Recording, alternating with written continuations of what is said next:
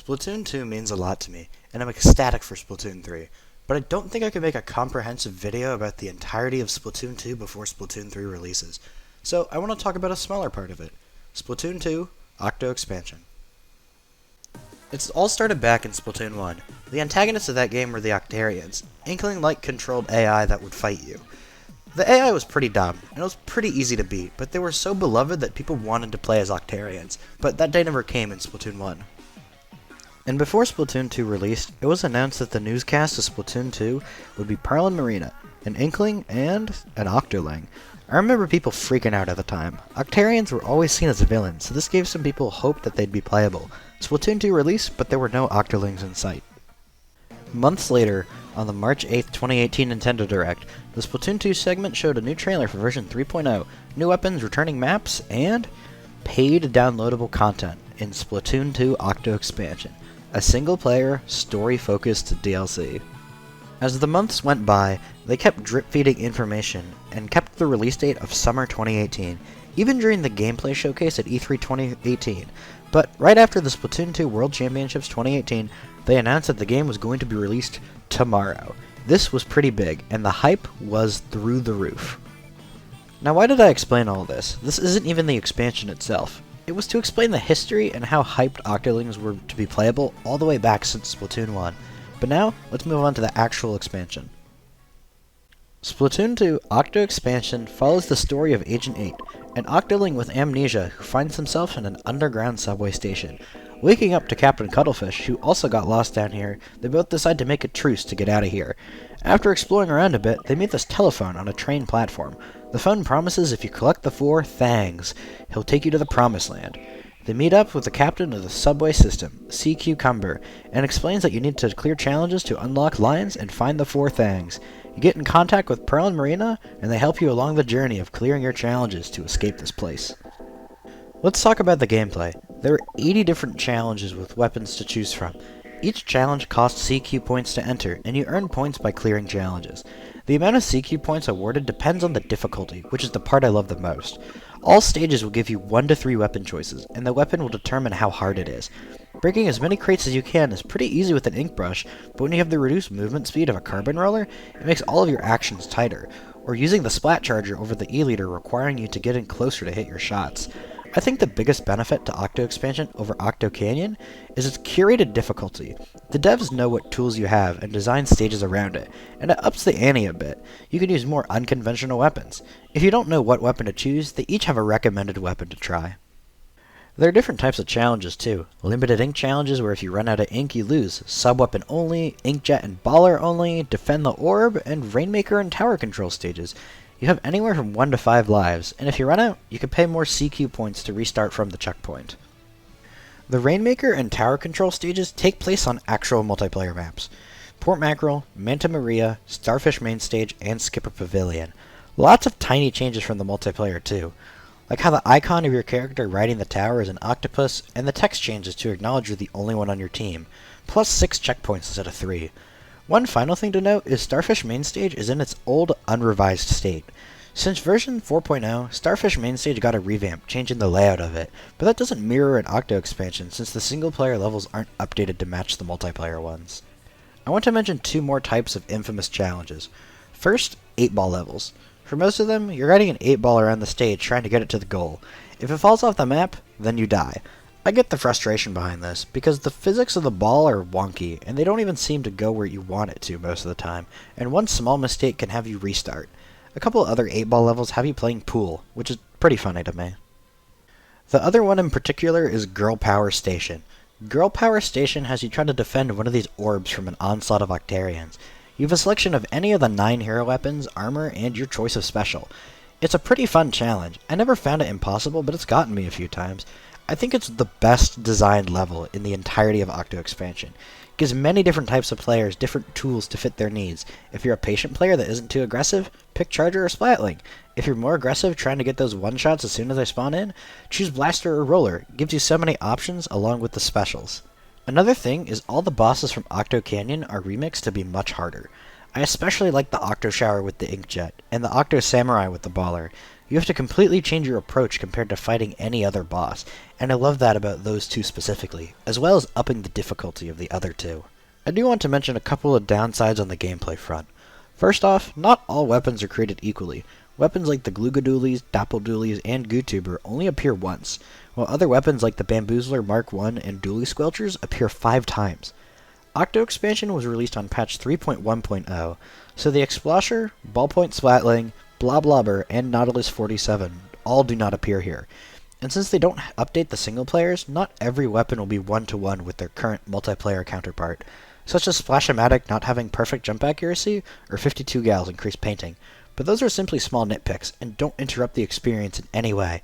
Just a shame there aren't any more Gootuber or Glooga levels. But I think the aesthetic and atmosphere of Octo expansion is top-notch. Being underground in the subway that leads to nowhere sounds gloomy and depressing, but there are many upbeat tunes and areas, and all of the 80s and 90s pop culture references are everywhere. That's a fucking Game Boy Color right there. And all the stage names and headlines referencing popular books, movies, or saying was great on the localization team's part. Though, the one thing I'm not a huge fan of is the music. Just the moody, underground tunes aren't my thing, but it fits the setting, and the fast, upbeat tracks of the multiplayer are more enjoyable for me. But this DLC does numbers to the world of Splatoon, and all the world building involved. When clearing challenges, you receive these things called mem cakes, trying to help Agent 8 recover her memories. They're a mix of weapons, brands, enemy, people, but all written in the perspective of Agent 8 not knowing what it is. I'll get back to the mem cakes later, but the interactions between Off the Hook, Captain Cuttlefish, Sea Cucumber, and Agent 3 are great. Wait, Agent 3? Yes, so skipping ahead after collecting all the 4 things and a countless number of levels, you can go to the Promised Land. You don't need to clear all the levels to get them, just clear the levels to reach their line. Once all 4 things are put together, it's a blender, and the telephone tries to kill Agent 8 and Captain Cuttlefish, while Agent 3 comes crashing through the ceiling. He's knocked out unconscious while Captain Cuttlefish treats him. You try to escape. The final acts of the game is split up into 7 sections, and you have to do it all in one go, so brace yourself. You go through a prison escape with no main or sub-weapon, try not to get spotted. You next find yourself trying to get a weapon through ink rail obstacles. Then that continues to a platforming section with moving platforms over water, which then leads you to a place where you're supposed to avoid lasers to get by. Then you activate all the data points of the inkjet, escort an orb to the goal while trying to protect it from exploding, and then have a fight with possessed Agent 3. Wow, that was a lot, but we're finally now at the surface. Everyone reunites, and nothing can go wrong until it does.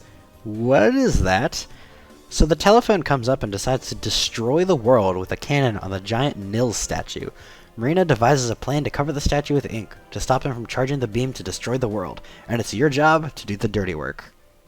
And this is really cool, like one of my favorite final bosses. And I know it's the most cliche thing for a Splatoon fan to say they loved the end of Octo expansion, but I really do. The map mirroring the intro of multiplayer, stage name, 3-minute timer, definitely the most fun any Turf War has ever been, with the song Fly Octo Fly in the background really upping the intensity and making this final boss feel epic.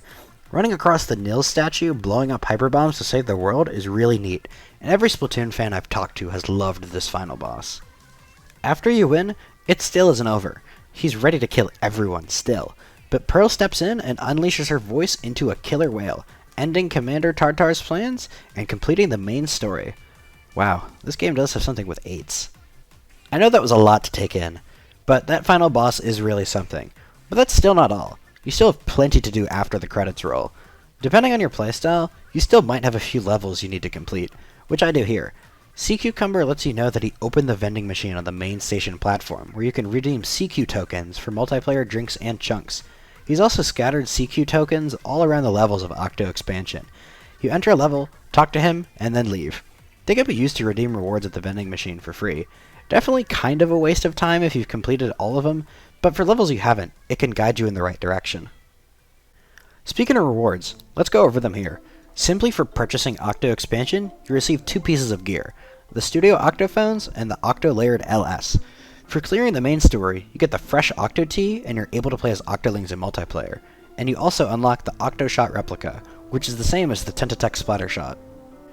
Going back to the mem cakes from earlier, if you clear a level without skipping it, you get its mem cake, and if you collect all the mem cakes of a given line, you can talk to Iso Padre to redeem a new piece of gear. They include the Octoling Shades, Neo Octoling Armor, Neo Octoling Boots, Null Visor Replica, Null Armor Replica, Null Boots Replica, Old Timey Hat, Old Timey Clothes, Old Timey Shoes, and the Conductor's Cap. All these are 2-star gears that have neutral brand affinity, and cannot be ordered by merch or found on Splatnet 2. But once you take the task of completing all 80 levels, Captain Cuttlefish will let you know there's something going on in the station platform. There's a locker with a glowing light coming from it, and if you enter,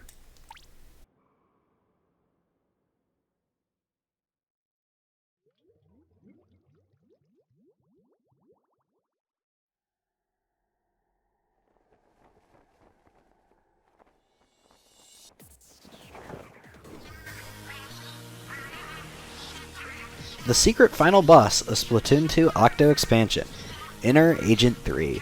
This is by far the hardest fight in all of Splatoon 2. You need to go through Agent 3 as your final test, split up into 5 phases. You get no armor, and if it breaks, you're slowed down and any small amount of damage will kill you, and you'll need to restart the whole fight.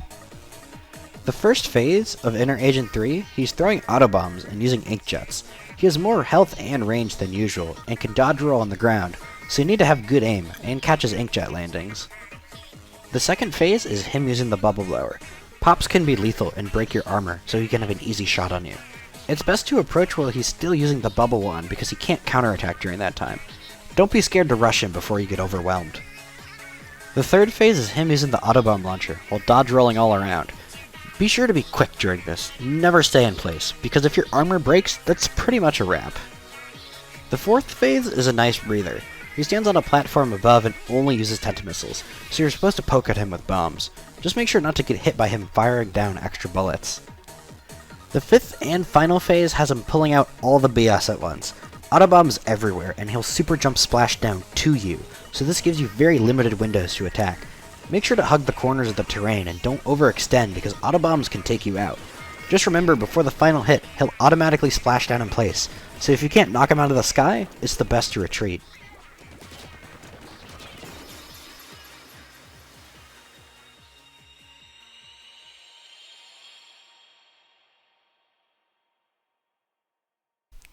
But after all that, you get the Golden Toothpick, the final multiplayer reward of Octo Expansion. After Inner Agent 3, there isn't much to do. You can clear every stage with every weapon, but it doesn't get you any extra rewards. After everything was said and done, the story took me about 4 hours, and completing every single stage with every weapon took me about 15 hours. But this was doing it leisurely, stopping to take a look at the scenery and enjoy the atmosphere. There are the Pearl and Marina chat rooms, which expand the lore and give you more character detail. It's nice, but doesn't amount to anything gameplay-wise, but has some pretty funny character interactions. But there are a lot of references that are really cool. The killer whale Pearl uses in the final fight is called the Princess Cannon, and it's used on the final Splatfest stage, MC Princess Diaries, which is set near the Nils statue, or how GameCubes and Game Boys are spread around some levels. I could go on about the smaller details for a long time, but I think this video is long enough as is.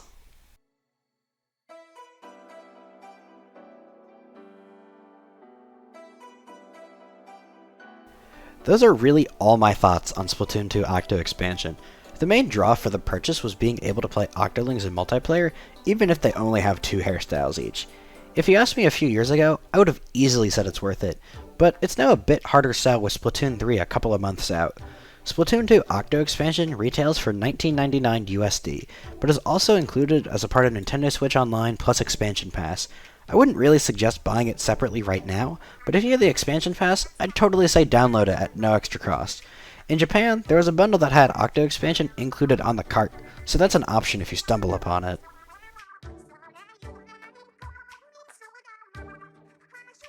Thank you for watching the video. This was much more ambitious than my other projects, and took me a long time to produce, but I hope you enjoyed it.